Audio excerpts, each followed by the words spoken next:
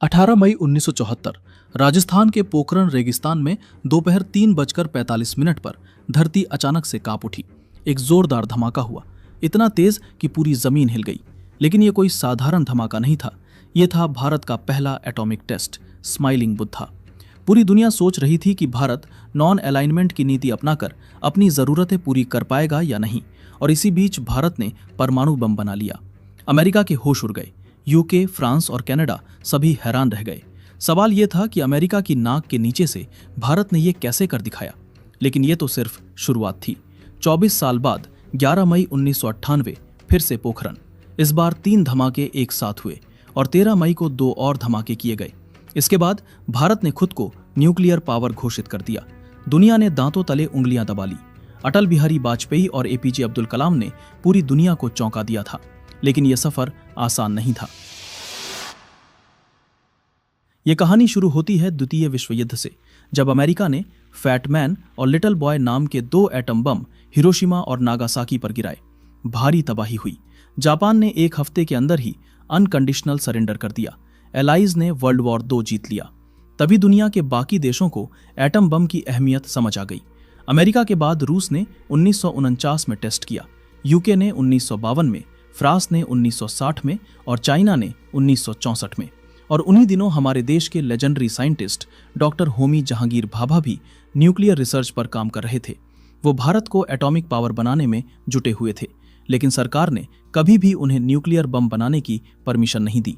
लेकिन उसी समय कुछ ऐसा हुआ जिसने पूरे भारत को हिला दिया। 1962 चीन ने भारत पर अचानक हमला कर अक्साई चिन पर कब्जा कर लिया था। भारत की हार हो गई। हजारों जवान शहीद हुए। 38,000 वर्ग किलोमीटर भारतीय जमीन चाइना के कब्जे में चली गई। और तभी 1964 में चीन ने अपना न्यूक्लियर टेस्टिंग भी पूरा कर लिया था। भारत इस हार से उभर भी नहीं पाया था कि तुरंत 1965 और 1971 में पाकिस्तान ने हमला कर दिया। और तो और 1971 के युद्ध में ब्रिटिश नेवी फ्लीट अरब सागर से और यूएस नेवी बंगाल की खाड़ी की तरफ से भारत को घेरने लगी। ऐसी स्थिति में भारत ने यूएसएसआर को अर्जेंट मैसेज भेजकर हेल्प मांगी। तब तुरंत यूएसएसआर की नेवल शिप भारत की सिक्योरिटी के लिए निकल पड़ी। जैसे ही यूके को इस बात का पता चला, वो बिना देर किए मेडागास्कर की तरफ भाग निकला। यूएस का टास्क फोर्स अपने 75,000 टन की क्षमता और 70 फाइटर एयरक्राफ्ट के साथ बंगाल की खाड़ी में उतरने वाला था। वहीं अपना आईएनएस विक्रांत भी 20,000 टन की क्षमता और 20 फाइटर जेट के साथ शान से यूएस को मुंह तोड़ जवाब देने को तैयार था। और यूएसएसआर के naval marine force, cruiser destroyer और न्यूक्लियर वॉरहेड्स भी भारत के सपोर्ट में आकर खड़े हो गए। तब जाकर यूएस की नेवल फोर्सेस ने बे ऑफ बंगाल में प्रवेश नहीं किया और यूके फोर्सेस की तरह ही अपना मुंह पाकिस्तान से मोड़ लिया। 1971 में भारत की जीत के पीछे यूएसएसआर के सपोर्ट का बहुत बड़ा रोल था। इसलिए उस दौरान इंडियन लीडर्स को लगा कि अगर चाइना और पाकिस्तान जैसे देशों का सामना करना है तो न्यूक्लियर वेपन्स जरूरी हैं। न्यूक्लियर बम बनाकर अमेरिका ने न्यूक्लियर रेस की शुरुआत जरूर की थी, लेकिन भारत को इस रेस में शामिल करने वाले 3 महान लोग थे, जे.आर.डी. टाटा, डॉक्टर होमी जहांगीर भाभा और लाल बहादुर शास्त्री। जे.आर.डी. टाटा ने न्यूक्लियर रिसर्च के लिए फंडिंग की थी। जब अमेरिका ने हिरोशिमा और नागासाकी पर बम गिराकर अपनी पावर का शो ऑफ किया था, तभी से होमी भाभा जवाहरलाल नेहरू और कांग्रेस लीडर से कहते आए थे कि हमें भी न्यूक्लियर पावर की फील्ड में अपना काम आगे बढ़ाने की जरूरत है। इस प्रोग्राम में प्राइम मिनिस्टर जवाहरलाल नेहरू भी काफी दिलचस्पी रखते थे। इसीलिए उन्होंने इस न्यूक्लियर प्रोजेक्ट को पीसफुल डेवलपमेंट के नाम पर ऑथराइज किया था। लेकिन उन्होंने एटॉमिक रिसर्च को सिर्फ पावर जनरेशन तक ही सीमित रखने को कहा था। डॉक्टर भाभा ने 1954 में एटॉमिक एनर्जी एस्टेब्लिशमेंट बॉम्बे को एस्टेब्लिश किया ताकि भारत में multi disciplinary nuclear research programme शुरू किया जा सके। और जब 1964 में चाइना ने अपना न्यूक्लियर टेस्ट किया, तब लाल बहादुर शास्त्री ने 1965 में भारत के न्यूक्लियर एक्सप्लोजिव प्रोग्राम को ग्रीन सिग्नल दे दिया। लेकिन तभी जनवरी 1966 में कुछ ऐसा हुआ जिसे सुनकर आज भी रोंगटे खड़े हो जाते हैं। डॉक्टर होमी भाभा एक प्लेन क्रैश में मर गए और सबसे हैरान करने वाली बात, उसी महीने लाल बहादुर शास्त्री की भी संदिग्ध परिस्थितियों में मौत हो गई। एक ही महीने में 2 ऐसे लीडर जो भारत के न्यूक्लियर प्रोग्राम को आगे बढ़ा रहे थे, खत्म हो गए। आज तक ये रहस्य बना हुआ है कि यह महज संयोग था या कुछ और। लेकिन इन दोनों की मौत के बाद भारत का न्यूक्लियर प्रोग्राम एक बड़ा झटका खा गया।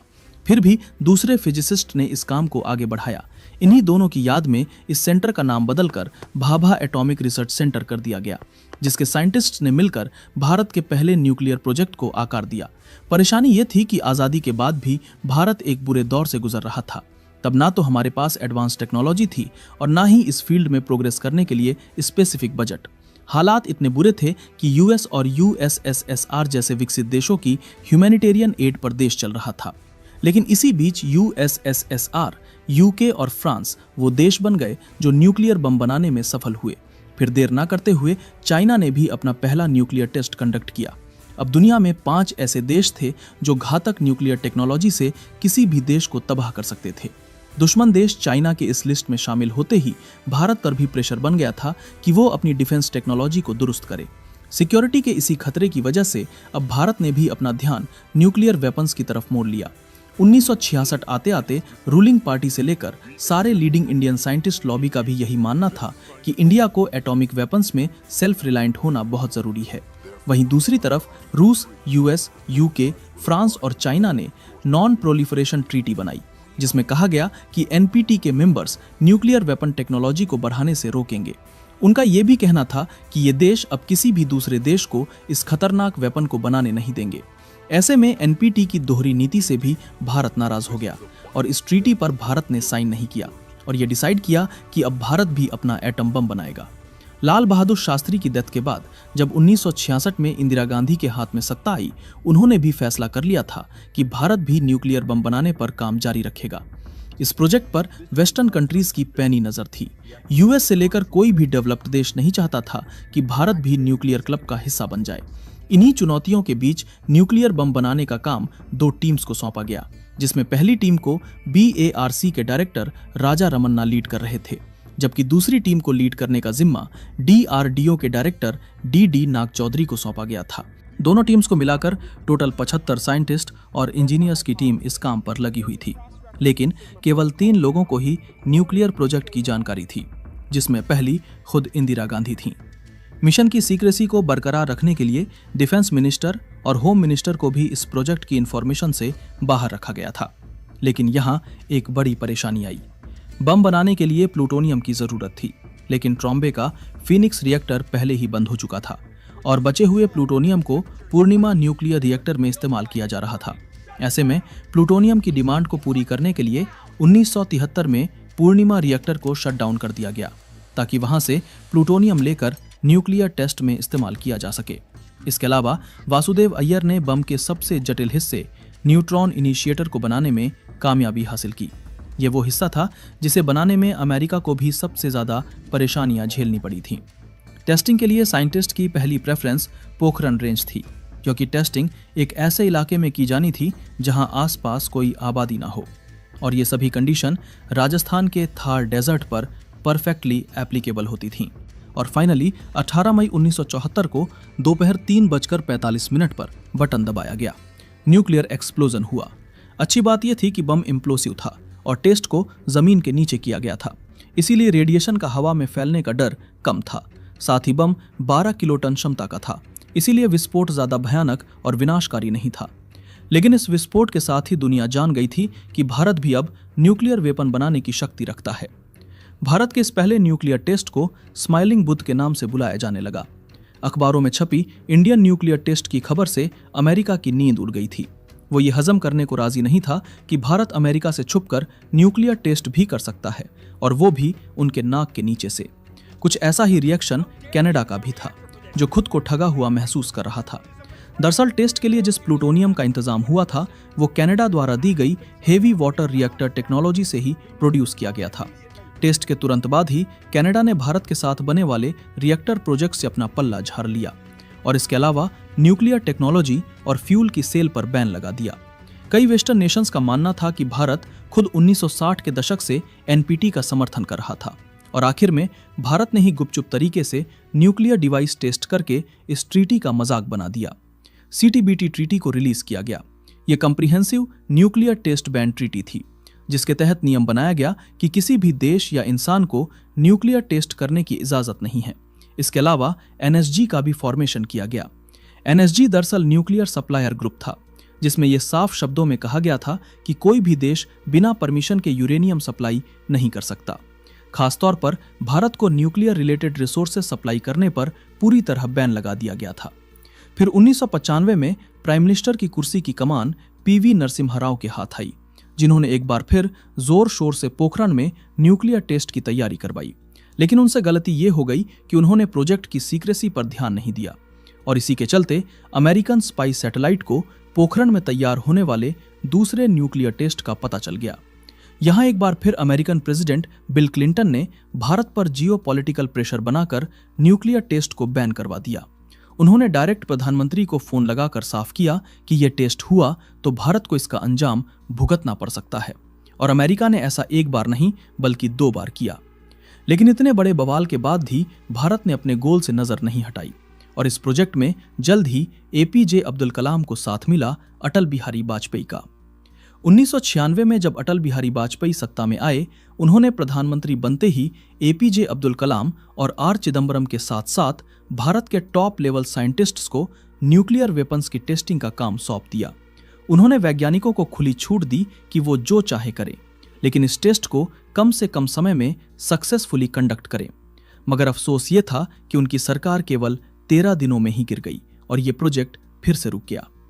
फिर 1998 में दोबारा पावर में आते ही अटल बिहारी वाजपेयी ने न्यूक्लियर टेस्ट को गो अहेड दिया। इस टेस्ट को करने में सबसे बड़ी चुनौती सीक्रेसी की थी। CIA की नाक के नीचे पोखरण में टेस्ट प्रिपरेशन करना आसान नहीं था। दरअसल पोखरण एक खुला रेगिस्तान था जहां छोटी से छोटी हलचल भी पकड़ी जाती थी। इसके लिए इंडियन आर्मी की 58 इंजीनियर रेजिमेंट को चुना गया, जिनके कंधों पर न केवल टेस्ट साइट को प्रिपेयर करने की जिम्मेदारी सौंपी गई बल्कि इसकी सीक्रेसी को मेंटेन करने की रिस्पॉन्सिबिलिटी भी दी गई।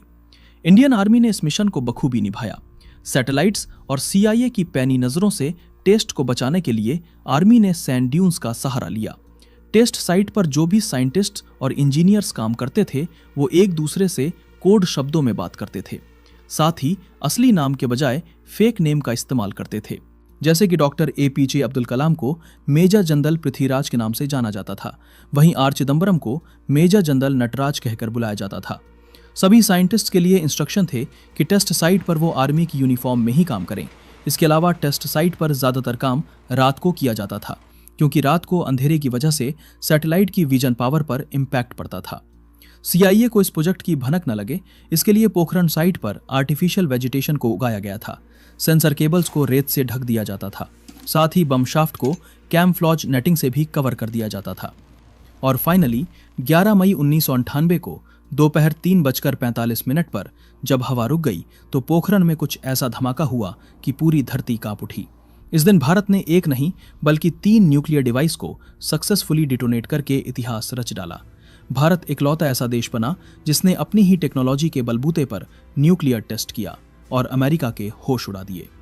11 मई के बाद भारत ने 13 मई को भी 2 एक्सपेरिमेंट करके इंटरनेशनल लेवल पर अपना एक अलग नाम बना लिया था। भारत की इस बड़ी अचीवमेंट को ऑपरेशन शक्ति का नाम दिया गया। देश में जहां इस न्यूक्लियर टेस्ट के चलते जश्न का माहौल था, वहीं सभी वेस्टर्न नेशंस में मातम छाया हुआ था। अमेरिका के प्रेसिडेंट अपनी कॉन्फ्रेंस में भी भारत के टेस्ट को एशिया के लिए खतरा बताने से पीछे नहीं रहे थे। लेकिन इन सभी बयानबाजियों के बीच अटल बिहारी वाजपेयी ने भारत के पक्ष को बड़ी सूझबूझ से डिफेंड किया था। एपीजे अब्दुल कलाम भी प्रेस कॉन्फ्रेंस में ये बयान देते नजर आए थे कि भारत ने ये वेपन अपने देश की सुरक्षा के लिए बनाया है। इतिहास उठाकर देख लो तो आज तक भारत ने कभी किसी भी देश पर आक्रमण करने की कोशिश नहीं की है, बल्कि इसके विपरीत दूसरे देशों ने भारत पर आक्रमण किया है। ऐसे में हमारा ये हथियार भारत की सिक्योरिटी को ध्यान में रखकर बनाया गया है। CTBT में जल, थल और हवा में टेस्टिंग पर रोक थी, लेकिन भारत ने जमीन के नीचे इस टेस्ट को अंजाम दिया था। इसके बाद दूसरा रोल NPT का था, जिसे भारत ने साइन ही नहीं किया था। अमेरिका ने भारत पर NSG के तहत न्यूक्लियर रिसोर्सेस को दूसरे देश से सप्लाई करने का आरोप भी लगाया था, लेकिन इस टेस्ट में इस्तेमाल होने वाले सारे रिसोर्सेस भारत के ही थे। ऐसे में अमेरिका भारत का कुछ नहीं कर पाया। ये थी भारत के न्यूक्लियर पावर बनने की कहानी, जहां JRD टाटा, होमी भाभा, लाल बहादुर शास्त्री से लेकर अटल बिहारी वाजपेयी, APJ अब्दुल कलाम और हमारे वैज्ञानिकों ने अपनी जान की परवाह नहीं की, ताकि हमारी पीढ़ी उनकी पीढ़ी से ज्यादा सुरक्षित रहे। दोस्तों, अगर वीडियो पसंद आया हो तो वीडियो को एक लाइक जरूर करें और चैनल को भी सब्सक्राइब जरूर करें। हम ऐसे ही वीडियो हर हफ्ते लाते रहेंगे। तब तक के लिए जय हिंद।